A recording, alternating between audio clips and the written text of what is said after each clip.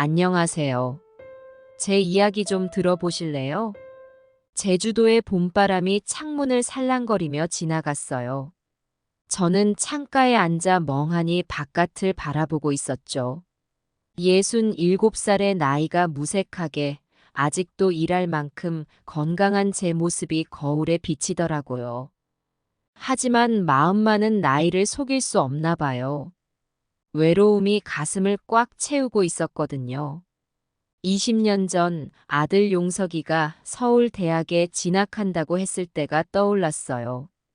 그때 저희 부부는 얼마나 기뻐했는지 몰라요. 시골에서 자란 아이가 서울 큰 대학에 간다니 온 동네 사람들이 축하해 주더라고요. 우리 용석이가 서울 가서 공부 열심히 해서 훌륭한 사람이 될 거야. 남편과 저는 그렇게 믿었죠. 용석이를 떠나보내던 날, 제 마음이 얼마나 아팠는지 몰라요.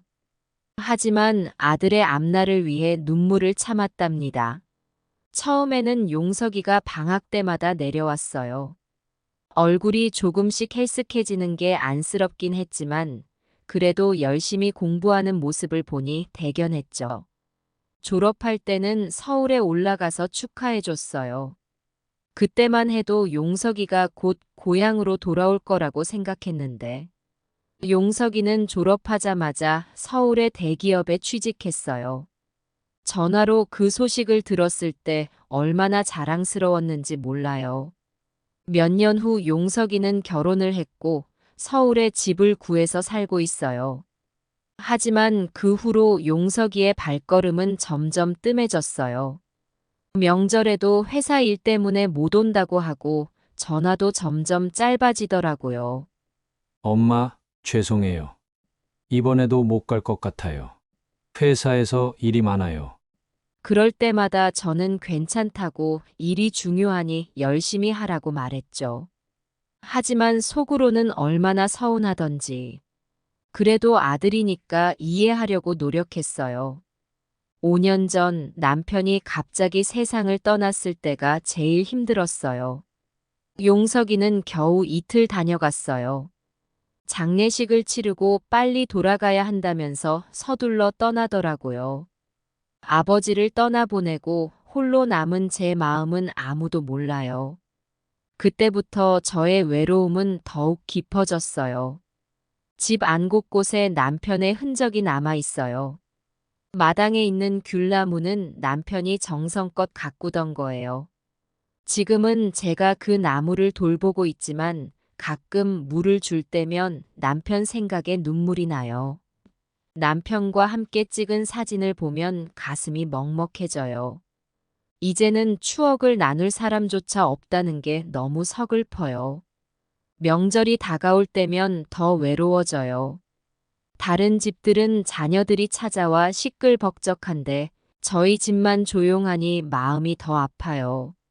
가끔 이웃들이 찾아와 말동무가 되어주긴 하지만 가족의 빈자리를 채우기엔 역부족이에요. 귀자 씨, 이번 명절에도 아들이 안 와요? 네, 회사에 일이 많대요. 아이고, 그래도 부모님한테 와야지. 요즘 젊은 사람들은 효도를 모르나 봐요. 이런 말을 들을 때면 괜히 용석이를 변호하고 싶어져요. 하지만 한편으로는 저도 같은 생각을 하고 있다는 걸 인정할 수밖에 없어요. 그래도 저는 아들을 원망하지 않으려 해요. 용석이가 바빠서 그렇지, 마음만은 늘 나를 생각할 거야. 이렇게 위안 삼곤 하죠. 하지만 시간이 지날수록 그 믿음도 조금씩 흔들리기 시작했어요. 어느 날 동네 슈퍼에서 용석이의 친구 어머니를 만났어요. 그분의 아들도 서울에서 산다고 하더라고요. 하지만 그 아들은 한 달에 한 번씩 꼭 내려온다고 해요. 우리 민수는 바빠도 한 달에 한 번은 꼭 와요. 엄마 얼굴 보고 가야 된다고 하더라고요. 그 말을 듣는 순간 가슴이 찌르르 아파왔어요. 우리 용석이는 왜 그러지 못할까? 그런 생각에 마음이 무거워졌어요. 집에 돌아와 용석이에게 전화를 걸었죠. 오랜만에 걸어보는 전화였어요. 신호음이 몇 번 울리더니 용석이가 받았어요. 여보세요. 엄마? 용석아, 잘 지내니? 네, 엄마.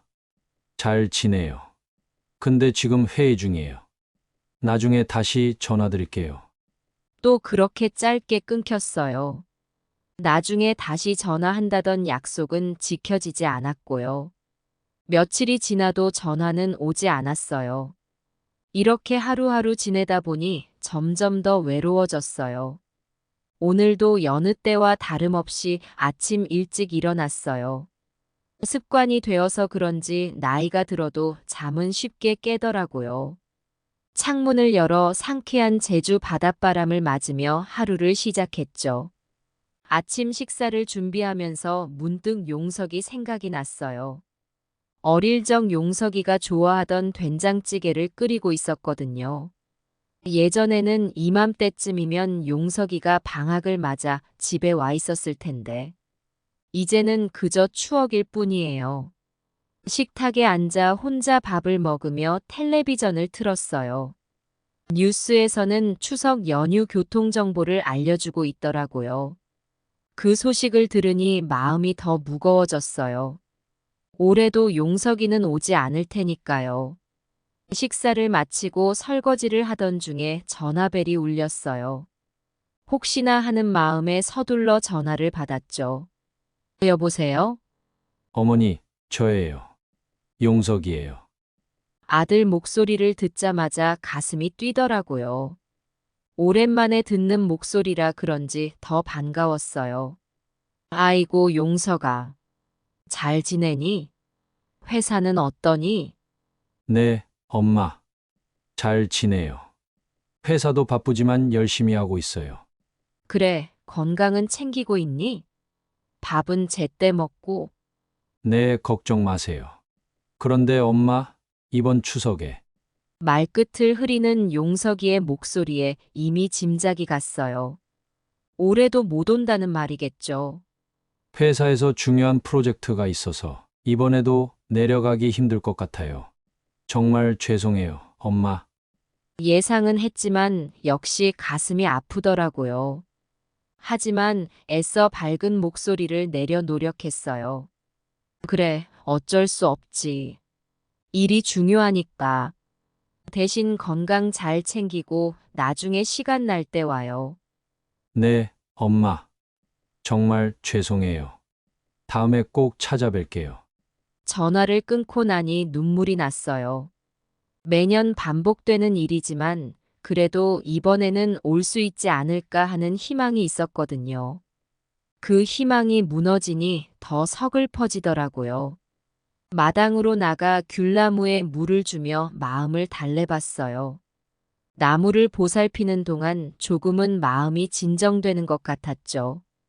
그때 옆집 할머니가 담 너머로 말을 걸어오셨어요.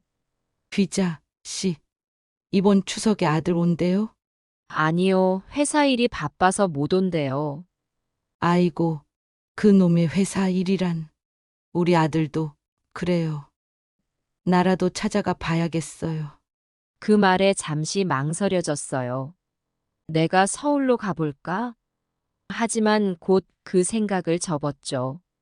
용석이가 바쁘다는데 제가 가면 폐만 끼칠 것 같았거든요.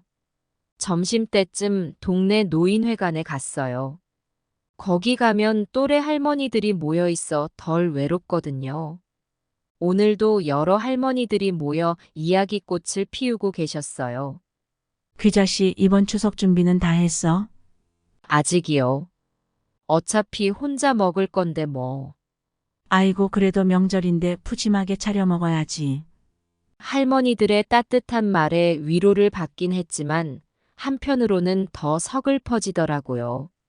다들 자식들 오는 걸 기다리며 명절 준비를 하는데 저만 그러지 못하니까요. 저녁이 되어 집에 돌아오니 텅 빈 집안이 더 크게 느껴졌어요. TV를 켰지만 명절 특집 프로그램들이 오히려 제 마음을 더 아프게 했죠. 결국 TV를 끄고 일찍 잠자리에 들었어요. 잠들기 전 용석이 어릴 적 사진을 꺼내봤어요. 해맑게 웃고 있는 어린 용석이를 보니 눈물이 났어요. 언제부터 우리 사이가 이렇게 멀어졌을까? 그리고 언제쯤 다시 가까워질 수 있을까? 이렇게 추석이 다가올 때마다 제 마음은 더 무거워져요. 다른 집 자녀들은 부모님을 찾아뵙는데 우리 용석이는 해마다 바쁘다는 핑계로 오지 않으니까요. 처음에는 이해하려 노력했어요. 회사 일이 바쁘니까 자리 잡을 때까지는 어쩔 수 없지 그렇게 생각했죠. 하지만 해가 갈수록 그 핑계가 공허하게 들리기 시작했어요. 다른 회사 다니는 자녀들도 다 오는데 우리 용석이만 못 오는 게 이상하다고 생각되더라고요. 그래도 표현하지 않았어요. 아들에게 부담 주기 싫어서. 명절 때마다 찾아오는 이웃들이 안쓰러운 눈길로 저를 바라볼 때면 괜히 변명하고 싶어져요. 우리 아들이 효도를 모르는 게 아니에요. 정말 바빠서 그래요. 하지만 그 말이 제 귀에도 설득력 없게 들리더라고요. 가끔은 제가 너무 욕심을 부리는 건 아닌가 하는 생각도 들어요. 용석이도 자기 삶이 있고 새 가정도 있으니까요. 하지만 그래도 1년에 한두 번쯤은 찾아와 줬으면 좋겠어요. 얼굴이라도 보고 살았으면. 어느 날은 용기를 내서 용석이에게 전화를 걸었어요. 명절에 한번 와달라고 부탁하고 싶었거든요. 하지만 전화를 받은 용석이의 목소리가 바빠 보여서 차마 말을 꺼내지 못했어요. 엄마, 지금 회의 중이에요. 나중에 다시 전화 드릴게요. 시간이 흐르면서 용석이와의 거리가 점점 더 멀어지는 것 같았어요. 예전에는 서로의 일상을 나누고 고민도 털어놓곤 했는데 이제는 짧은 안부 전화만 오갈 뿐이었죠.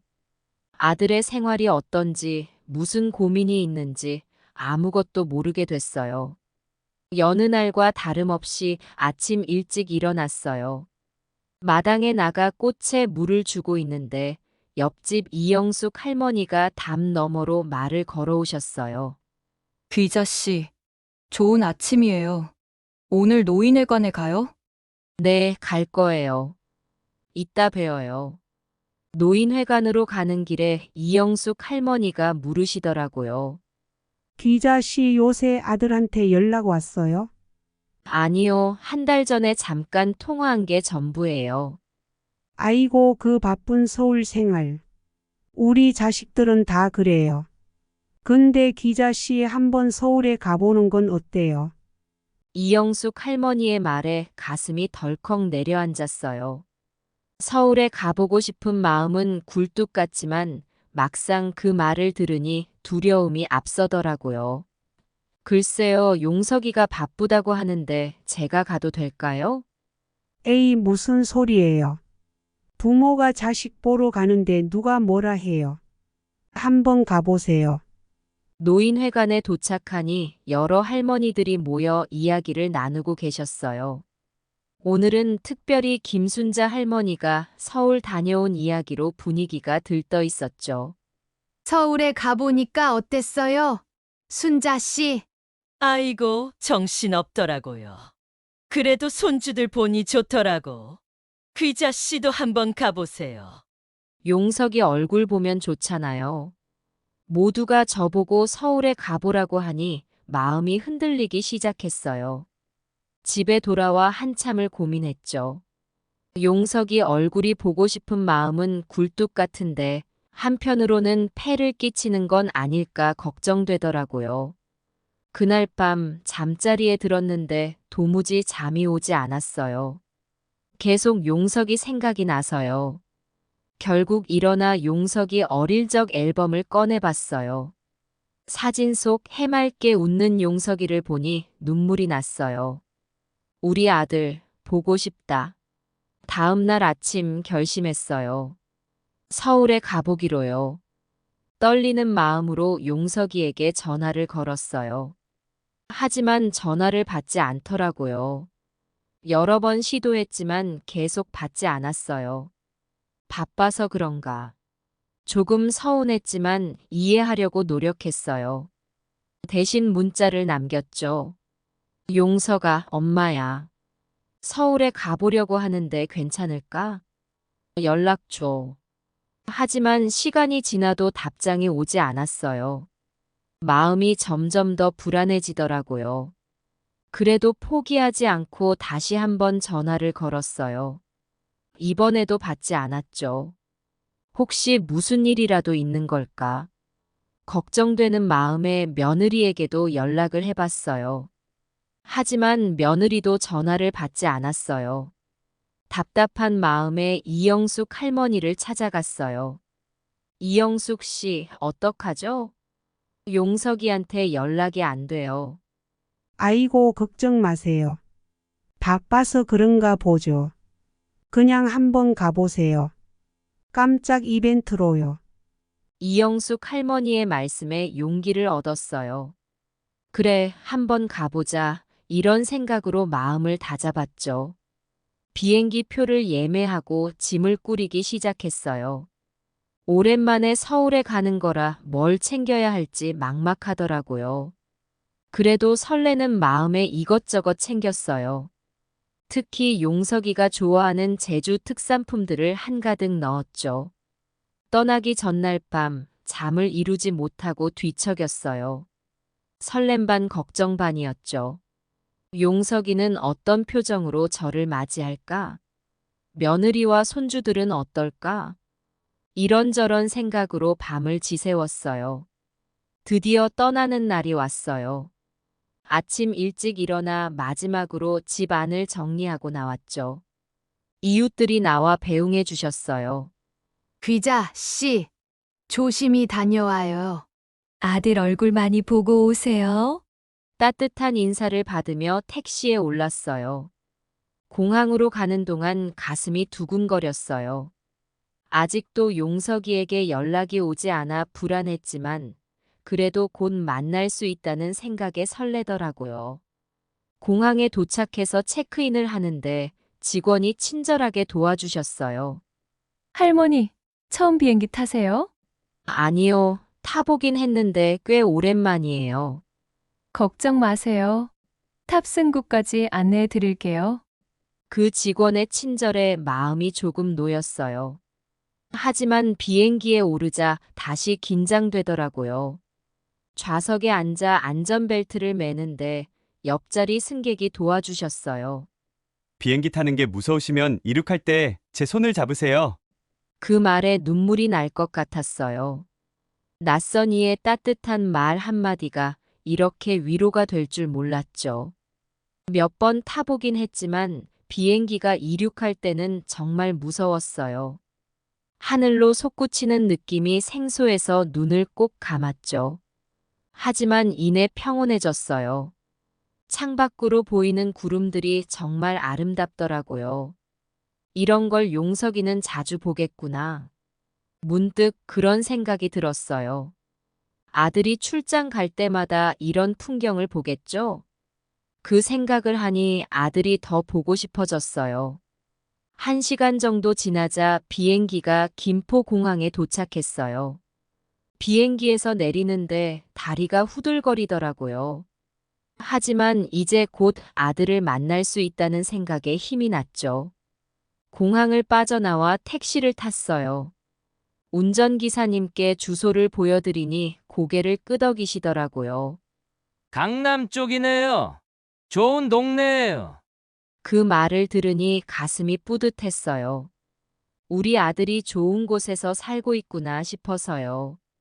택시를 타고 가면서 서울 풍경을 구경했어요.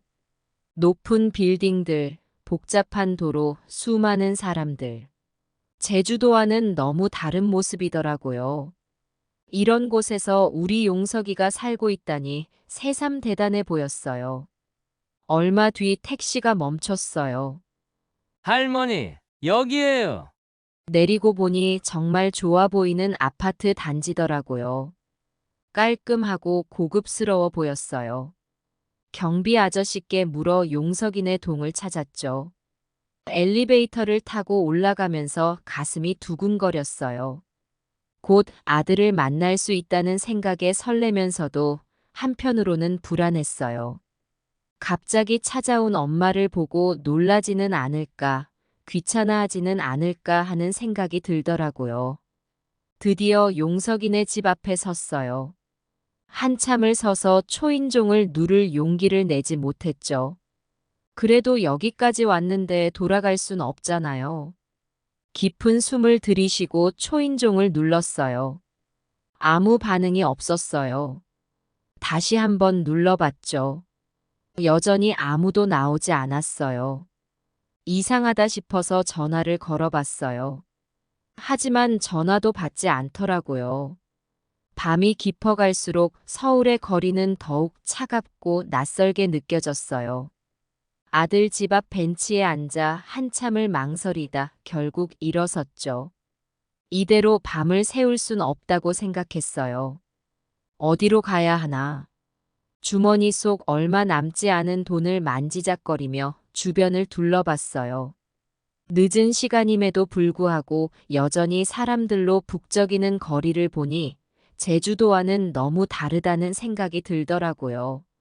한참을 걷다 보니 24시간 찜질방이라는 간판이 눈에 띄었어요. 제주도에서도 가끔 갔던 찜질방이 생각나 안도의 한숨을 내쉬었죠. 여기서 하룻밤 보내야겠어. 찜질방에 들어서자 따뜻한 온기가 저를 반겼어요. 접수대에서 입장료를 내고 옷을 갈아입었죠. 피로가 몰려오는지 온몸이 쑤시더라고요. 할머니 처음 오셨어요? 여기 이불이랑 베개 있어요. 직원의 친절한 안내에 고개를 숙여 인사했어요. 구석자리에 자리를 잡고 누웠지만 잠은 쉽게 오지 않았어요. 아들 생각, 며느리 생각, 그리고 앞으로 어떻게 해야 할지 온갖 생각들이 머릿속을 맴돌았죠. 한숨 섞인 긴 밤을 보내고 아침이 밝았어요. 찜질방 시계가 7시를 가리키고 있었죠. 아침 일찍 다시 아들 집으로 가봐야겠다는 생각에 서둘러 준비를 했어요. 혹시 이 주소로 가는 버스 있나요? 매표소 직원에게 물어보니 친절하게 설명해 주셨어요. 버스를 타고 가면서도 계속 불안한 마음이 들더라고요. 이번엔 꼭 만날 수 있겠지. 아들 집 앞에 다시 섰을 때는 어제보다 더 큰 용기가 필요했어요. 떨리는 손으로 초인종을 눌렀죠. 하지만 여전히 아무런 대답이 없었어요. 한 번, 두 번, 세 번. 계속해서 초인종을 눌러봤지만 반응이 없었죠. 용서가 엄마야, 문 좀 열어줘. 작은 목소리로 중얼거리며 문을 두드렸어요. 하지만 여전히 아무런 소리도 들리지 않았죠. 시간이 얼마나 흘렀을까요? 아파트 놀이터 벤치에 앉아 하염없이 아들 집 현관문만 바라보고 있었어요. 점심시간이 지나고 오후가 되어갈 무렵 멀리서 익숙한 얼굴이 보이더라고요. 저기 며느리 아닌가? 심장이 쿵쾅거리기 시작했어요. 떨리는 마음을 진정시키려 심호흡을 하며 천천히 일어섰죠. 며느리가 가까워질수록 제 걸음은 더욱 무거워졌어요. 어머니 맞으세요? 며느리의 놀란 목소리에 고개를 들어 마주쳤어요. 그 순간 며느리의 얼굴에 스치는 당혹감을 놓치지 않았죠. 그래, 나야. 제 목소리가 떨리고 있다는 걸 느꼈어요. 며느리는 잠시 아무 말 없이 저를 바라보더니 이내 차가운 목소리로 말을 이었어요. 갑자기 왜 오셨어요? 미리 연락도 없이. 그 말에 가슴이 찢어지는 듯한 아픔이 밀려왔어요. 눈물이 나려는 걸 겨우 참으며 대답했죠. 용석이가 전화를 안 받아서 걱정돼서 왔어. 어머니, 저희가 얼마나 바쁜지 아시잖아요. 갑자기 이러시면 저희도 당황스러워요. 며느리의 말 한마디 한마디가 가슴에 비수처럼 꽂혔어요. 이렇게 차갑게 대할 줄은 몰랐거든요. 미안해. 그래도 난 용석이 엄마야. 보고 싶어서. 알겠어요. 어쩔 수 없네요. 일단 들어오세요. 며느리는 한숨을 쉬며 현관문을 열었어요. 집 안으로 들어서자 깔끔하게 정돈된 실내가 눈에 들어왔죠. 하지만 그 어디에도 제 흔적은 보이지 않았어요. 짐은 어디 두셨어요? 아, 저기 벤치에. 제가 가져올게요. 어머니는 앉아 계세요. 며느리가 제 짐을 가지러 나가는 동안 저는 거실 소파에 앉아 주변을 둘러봤어요. 벽에 걸린 가족 사진 속 용석이와 며느리, 그리고 손주들의 모습이 눈에 들어왔죠. 모두 환하게 웃고 있었어요. 하지만 그 속에 저는 없었죠. 며느리가 짐을 들고 돌아왔어요. 소파 옆에 짐을 내려놓더니 제 맞은편에 앉았죠. 어머니, 솔직히 말씀드리면 저희도 많이 당황스러워요. 갑자기 이렇게 오시면 어떡해요? 미안해, 용석이 보고 싶어서 참을 수가 없었어. 알겠어요. 하지만 앞으로는 꼭 미리 연락 주세요. 저희도 계획이 있고 생활이 있어요. 며느리의 말투에서 짜증 섞인 톤이 느껴졌어요. 가슴이 아팠지만 애써 미소 지으려 노력했죠. 그래, 알았어. 용석이는 언제 와? 회사에 급한 일이 생겨서 오늘 늦을 거예요. 어머니는 저기 작은 방에서 쉬세요. 며느리는 짜증 섞인 목소리로 덧붙였어요. 어머니, 솔직히 말씀드리면 좀 곤란해요. 갑자기 이러시면 저희 계획이 다 엉망이 되잖아요. 어머니 오실 줄 알았으면 약속도 안 잡았을 텐데. 그 말에 가슴이 찢어지는 것 같았어요. 하지만 애써 참으며 대답했죠. 미안하구나. 내가 생각이 짧았어. 그리고 어머니, 여기 있는 동안 아이들 간식이나 물건에 손대지 마세요. 이것저것 망가뜨리고 가시면 정말 곤란해요. 알겠죠? 며느리의 차가운 말에 눈물이 났지만 꾹 참았어요. 알겠다, 조심할게. 그리고 제발 동네 사람들한테 이상한 얘기하지 마세요. 이웃들 사이에서 구설수에 오르는 거 정말 싫어해요.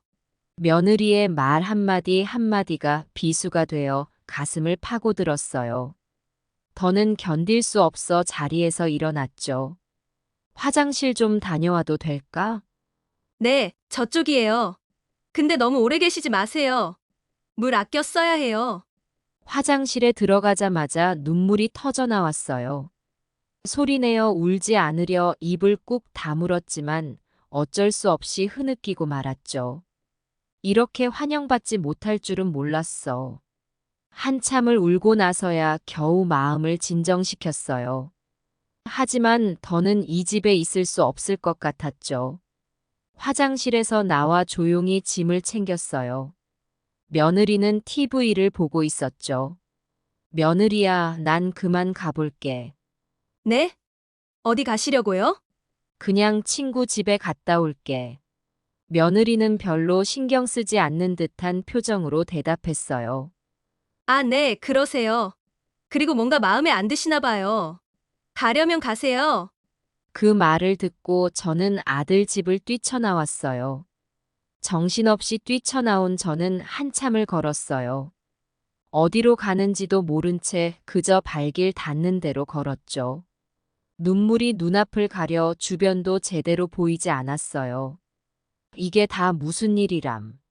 중얼거리며 걷다 보니 어느새 낯선 거리에 서 있었어요. 높은 빌딩들 사이로 해가 저물고 있었죠. 그제야 정신이 들어 주변을 둘러봤어요. 여긴 어디지? 당황한 마음에 주변 사람들에게 물어봤어요. 저기요, 여기가 어딘지 아세요? 하지만 사람들은 저를 이상한 사람 보듯 피해갔어요. 서울 사람들의 차가운 반응에 더욱 당황스러웠죠. 아이고, 이제 어쩌지. 불안한 마음에 용석이에게 전화를 걸어봤어요. 하지만 여전히 전화를 받지 않았죠. 며느리에게 전화를 걸까 하다가 아까 그 차가운 말투가 떠올라 망설여졌어요. 하늘에서는 비가 내리기 시작했어요. 처음엔 보슬비였지만 점점 굵어지더니 결국 장대비가 되었죠. 우산도 없이 비를 맞으며 서 있자니 온몸이 떨려왔어요. 너무 추워. 근처에 있는 벤치에 앉았어요. 비를 피할 곳도 없고 갈 곳도 없었죠. 그저 비를 맞으며 벤치에 앉아 있을 수밖에 없었어요. 용서가, 엄마가 왜 이렇게 됐니? 눈물과 빗물이 뒤섞여 볼을 타고 흘러내렸어요. 추위에 온몸이 떨리고 배도 고팠지만 그 무엇보다 마음이 아팠어요. 그때 우산을 든 한 젊은 여성이 다가왔어요. 할머니, 괜찮으세요? 왜 이렇게 비를 맞고 계세요? 그 따뜻한 목소리에 고개를 들어보니 걱정스러운 표정으로 저를 바라보고 있었어요. 난 길을 잃었어요. 아이고, 그러셨군요. 어디 사세요? 제주도에서 왔어요. 그 말에 젊은 여성은 깜짝 놀란 표정을 지었어요. 제주도요? 그럼 여기 아는 분 없으세요? 고개를 가로저었어요. 젊은 여성은 잠시 고민하더니 결심한 듯 말했어요. 할머니, 일단 경찰서에 가보는 게 어떨까요? 거기서 도움을 받으실 수 있을 거예요. 그 말에 고개를 끄덕였어요. 다른 방법이 없었으니까요. 젊은 여성의 도움으로 근처 경찰서에 도착했어요. 경찰관들이 친절하게 대해주셨지만 그래도 마음이 편치 않았어요. 할머니 연락할 수 있는 가족분이 계신가요? 경찰관의 물음에 용석이의 전화번호를 알려줬어요. 하지만 여전히 전화를 받지 않더라고요. 죄송합니다만 지금은 연락이 되지 않네요. 할머니, 오늘 밤은 여기서 주무시는 게 어떨까요? 내일 아침에 다시 연락해 보겠습니다. 그 말에 고개를 끄덕였어요. 다른 선택의 여지가 없었으니까요. 경찰서에 가니 침대에 누웠지만 잠은 오지 않았어요. 하루 동안 있었던 일들이 주마등처럼 스쳐 지나갔죠. 내가 잘못한 걸까? 용석이에게 너무 부담을 준 걸까? 이런저런 생각으로 밤을 지새웠어요. 그리고 아침이 밝았을 때 경찰관이 다가와 말씀하셨어요. 할머니 좋은 소식이에요. 아드님과 연락이 닿았습니다. 곧 여기로 오신다고 하셨어요. 그 말을 듣는 순간 안도감과 동시에 두려움이 밀려왔어요. 용석이를 다시 만나게 된다는 기쁨도 있었지만 한편으로는 또다시 차갑게 대할까봐 걱정되더라고요. 엄마, 익숙한 목소리가 들려왔어요. 고개를 들어보니 용석이가 달려오고 있었죠. 엄마, 괜찮으세요? 얼마나 걱정했는지 몰라요. 용석이가 저를 꼭 안아주었어요. 그 순간 모든 걱정과 두려움이 눈 녹듯 사라지는 것 같았죠. 용석아 미안해. 엄마가 너무 갑자기 왔지. 아니에요, 엄마. 제가 잘못했어요. 이렇게 엄마를 홀로 두다니 정말 죄송해요. 용석이의 눈에 눈물이 고이는 걸 봤어요. 그제야 저도 참았던 눈물을 터뜨리고 말았죠. 이제 집에 가요, 엄마. 앞으로는 제가 더 자주 찾아뵐게요. 정말 죄송해요. 용석이의 말에 고개를 끄덕였어요. 비록 험난한 하루였지만 이렇게 아들의 따뜻한 품에 안길 수 있어 다행이라는 생각이 들었죠. 그렇게 우리는 함께 경찰서를 나섰어요. 새로운 시작을 향해 발걸음을 옮기면서 이번 일을 계기로 우리 가족이 더 가까워질 수 있기를 마음속으로 빌었답니다. 용석이와 함께 집으로 돌아왔어요. 현관문을 열고 들어서는 순간 며느리의 차가운 시선이 느껴졌죠. 어머니, 어디 계셨어요? 얼마나 걱정했는지 아세요? 며느리의 말투에서 걱정보다는 짜증이 더 느껴졌어요. 고개를 숙이고 작은 목소리로 대답했죠. 미안해. 너무 정신없이 나가버려서. 용석이가 나서서 말했어요. 여보, 엄마가 많이 피곤하실 거야. 일단 쉬시게 해드리자. 며느리는 한숨을 쉬며 고개를 돌렸어요. 알겠어요. 어머니, 방에 가서 쉬세요. 방으로 들어가 짐을 내려놓고 있는데 밖에서 용석이와 며느리가 다투는 소리가 들렸어요. 당신도 참 너무하잖아. 엄마가 얼마나 고생하셨는데 그렇게 대하면 어떡해? 나도 알아요. 하지만 갑자기 오셔서 우리 생활을 다 망쳐놓으시잖아요. 이번 주말에 우리 부모님 뵈러 가기로 했던 거 알잖아요. 그래도 내 어머니잖아. 조금만 이해해줘. 당신 어머니만 부모예요. 우리 부모님은 안 중요해요? 그 말을 듣고 있자니 가슴이 아팠어요. 내가 이렇게 큰 문제를 일으킬 줄은 몰랐죠. 잠시 후 용석이가 방문을 노크했어요. 엄마, 저녁 드세요. 식탁에 앉았지만 분위기가 너무 어색했어요. 며느리는 굳은 표정으로 밥만 먹고 있었고 용석이는 어색한 웃음을 지으며 말을 걸었죠. 엄마, 음식 맛있죠? 우리 은주가 요리를 정말 잘해요. 억지로 미소 지으며 대답했어요. 그래, 정말 맛있구나. 며느리는 무표정한 얼굴로 말했어요. 그냥 평소에 해먹는 거예요. 식사가 끝나고 설거지를 도와주려 했지만 며느리가 말했어요. 됐어요.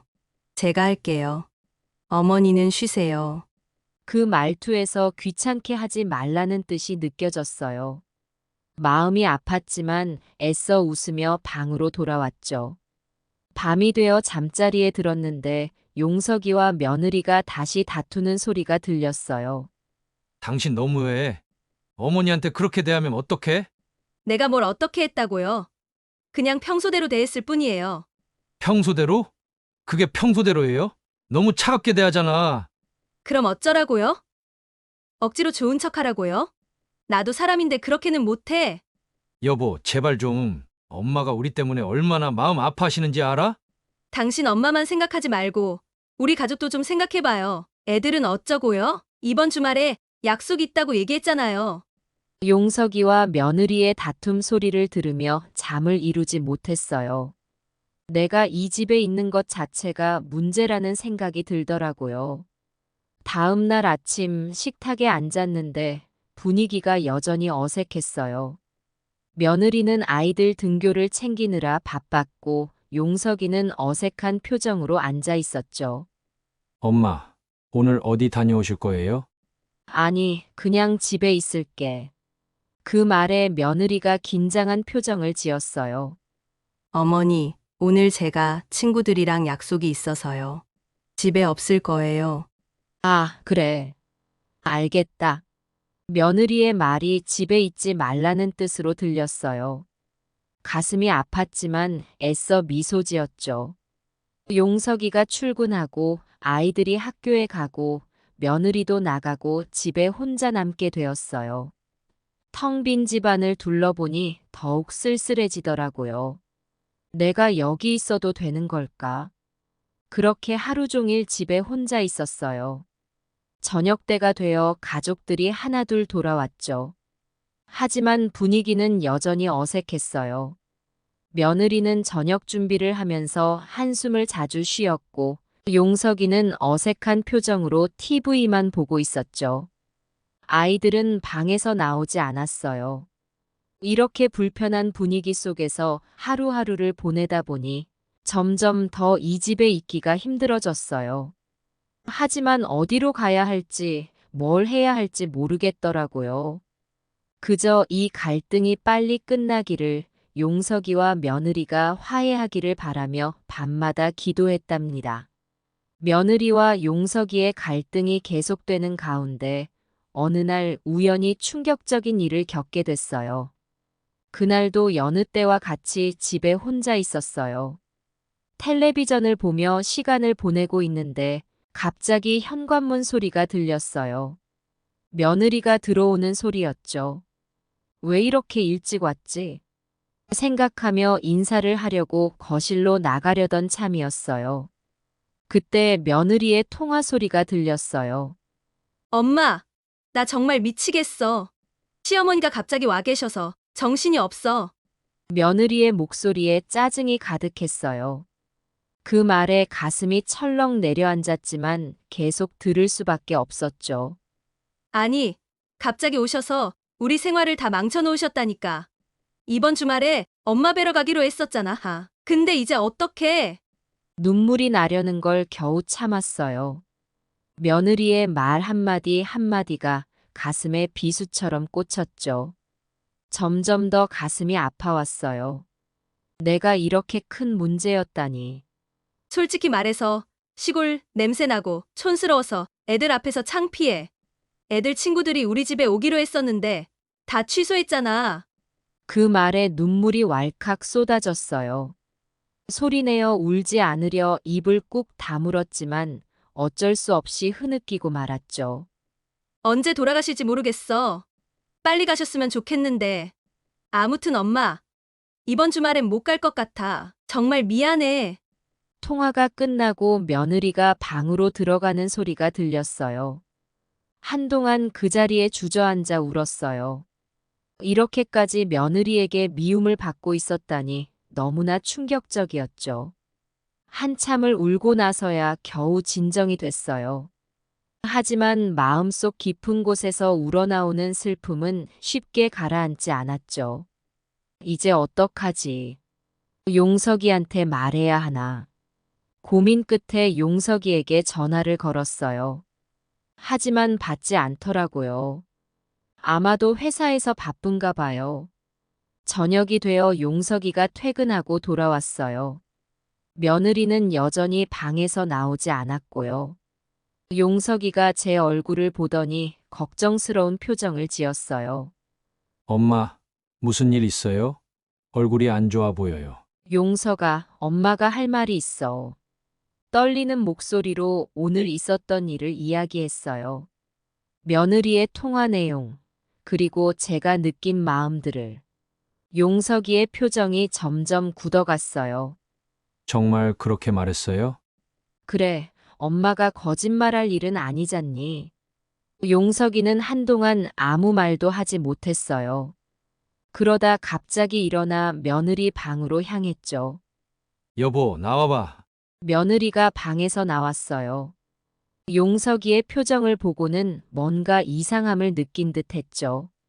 왜 그래요? 당신 정말 우리 엄마 보기 싫어? 시골 냄새 난다고, 창피하다고 했어? 며느리의 얼굴색이 변했어요. 당황한 듯 말을 더듬더라고요. 그게 아니라. 거짓말 하지 마. 엄마가 다 들으셨대. 당신이 전화하는 거. 며느리는 잠시 말을 잇지 못하다가 이내 화를 냈어요. 그래요. 맞아요. 나 정말 힘들었어요. 시어머니 오시면 우리 생활이 완전히 엉망이 되는 걸 당신은 몰라요? 그래도 그렇지. 우리 엄마한테 어떻게 그럴 수 있어? 엄마가 얼마나 상처받으셨는지 알아? 두 사람의 말다툼이 점점 격해졌어요. 저는 그저 그 자리에 주저앉아 눈물만 흘렸죠. 당신도 참. 부모님 모시고 사는 집 많잖아. 왜 우리는 안 돼? 갑자기 그게 무슨 소리예요?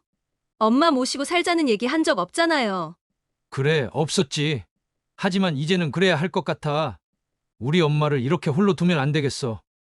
뭐라고요? 지금 제정신이에요. 우리 생활은 어쩌고요? 두 사람의 다툼을 들으며 마음이 찢어지는 것 같았어요. 내가 이 집에 와서 이런 일을 만들다니. 여보, 제발 우리 엄마한테 미안하다고 해. 이렇게 상처받으셨는데. 미안하다고요? 내가 뭘 잘못했다고 미안하대요? 나도 사람이에요. 내 감정도 있고 내 생활도 있어요. 왜 시어머니 때문에 내 모든 걸 포기해야 해요? 며느리의 말에 용석이의 얼굴이 붉어졌어요. 당신 지금 우리 엄마를 뭘로 보는 거야? 엄마는 우리 가족이야. 가족이요? 1년에 한두 번 보는 게 무슨 가족이에요? 당신이나 잘하세요. 연락도 제대로 안 하면서. 두 사람의 말다툼이 점점 더 격해지는 걸 보며 가슴이 아팠어요. 더는 듣고 있을 수가 없어 자리에서 일어났죠.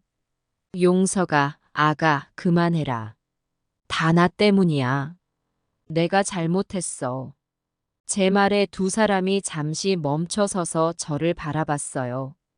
눈물을 흘리며 말을 이었죠. 엄마가 미안해. 너희 생활에 방해가 될 줄은 몰랐어.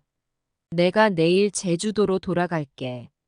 엄마, 그게 무슨 말씀이세요? 용석이가 놀라서 말했어요. 며느리는 잠시 아무 말도 하지 못하고 서 있더니 이내 방으로 들어가 버렸어요. 방으로 돌아와 짐을 싸기 시작했어요. 그때 용석이가 들어왔죠. 엄마, 제발 가지 마세요. 제가 잘못했어요. 앞으로 더 자주 연락드리고 찾아뵐게요. 아니야, 용석아. 엄마가 잘못 생각했어. 너희 생활이 있는데 엄마가 방해해서 되겠니? 엄마, 용석이의 눈에 눈물이 고이는 걸 봤어요. 아들을 꼭 안아주었죠. 울지 마라. 엄마는 괜찮아. 너희가 잘 살면 그걸로 충분해. 그날 밤 잠을 이루지 못하고 뒤척였어요. 내일이면 다시 제주도로 돌아가야 한다는 생각에 마음이 무거웠죠. 하지만 이게 최선이라고 생각했어요. 아침이 밝았을 때 조용히 짐을 들고 나왔어요. 부엌에서 며느리가 서 있는 걸 봤죠. 어머니, 아니다, 내가 미안해. 너희 생활에 방해돼서. 며느리의 눈에도 눈물이 고여 있었어요. 하지만 저는 더 이상 머물 수 없었죠. 잘 살아라. 용석이 잘 부탁해. 그렇게 말하고 현관문을 열었어요. 그때 용석이가 뛰어나왔죠. 엄마, 가지 마세요. 제발. 아들을 꼭 안아주었어요. 용석아, 엄마는 괜찮아. 넌 여기서 네 가정을 지키며 살아. 가끔 전화해주면 그걸로 충분해. 그렇게 말하고 집을 나섰어요. 뒤에서 용석이가 부르는 소리가 들렸지만 돌아보지 않았죠. 돌아보면 마음이 약해질 것 같았거든요. 택시를 타고 공항으로 향하면서 눈물이 멈추지 않았어요. 하지만 이게 최선이라고 생각했죠. 내 아들의 행복을 위해서. 그렇게 저는 다시 제주도로 돌아가기로 했어요. 아들과 며느리의 삶에 더 이상 방해되고 싶지 않았거든요. 가슴 아픈 결정이었지만 이것이 우리 가족 모두를 위한 길이라고 믿었답니다. 공항으로 향하는 택시 안에서 눈물을 흘리고 있을 때 갑자기 전화가 왔어요. 용석이었죠. 엄마, 어디에요? 제발 돌아오세요. 용석이의 간절한 목소리에 마음이 흔들렸지만 고개를 저었어요. 아니야, 용석아. 엄마는 이제 돌아갈 거야. 엄마, 제발요. 우리 다시 이야기해요. 제가 잘못했어요. 한참을 망설이다 결국 택시를 돌렸어요. 집으로 돌아가는 길 마음이 무거웠죠. 현관문을 열고 들어서자 용석이와 며느리가 기다리고 있었어요. 둘 다 눈이 붉어져 있더라고요. 엄마, 용석이가 다가와 저를 꼭 안았어요. 어머니, 정말 죄송합니다. 며느리도 눈물을 글썽이며 말했어요. 거실에 앉아 셋이서 오랜 시간 이야기를 나눴어요. 용석이가 먼저 입을 열었죠. 엄마, 제가 정말 못난 아들이었어요. 엄마 마음도 몰라주고 연락도 제대로 안 하고 이제야 깨달았어요. 엄마가 얼마나 외로우셨을지. 용석이의 눈에서 눈물이 흘러내렸어요. 용석이의 손을 꼭 잡아주었죠. 아니야, 용석아. 너가 잘못한 게 아니야. 엄마가 너무 기대가 컸던 거지. 며느리도 고개를 숙이며 말했어요. 어머니, 저도 정말 죄송해요. 제 마음만 생각하고 어머니 마음은 전혀 헤아리지 못했어요. 제가 너무 이기적이었어요. 며느리의 진심 어린 사과에 마음이 조금씩 풀렸어요. 괜찮아, 아가. 나도 미안해. 너희 생활에 갑자기 끼어들어서. 셋이서 서로를 바라보며 웃었어요. 그제서야 오랜만에 마음이 따뜻해지는 것 같았죠. 용석이가 결심한 듯 말했어요. 엄마, 이제부터 제가 더 자주 연락드리고 찾아뵐게요. 그동안 너무 무심했어요. 며느리도 고개를 끄덕이며 말했어요. 네, 어머니. 저도 앞으로 더 자주 연락드리고 제주도에도 자주 가겠습니다. 우리 아이들도 할머니와 더 친해질 수 있게 해주고 싶어요. 그 말을 듣자 눈물이 났어요. 하지만 이번엔 기쁨의 눈물이었죠. 고마워, 정말 고마워. 그렇게 우리는 서로를 이해하기 위해 오랜 시간 대화를 나눴어요.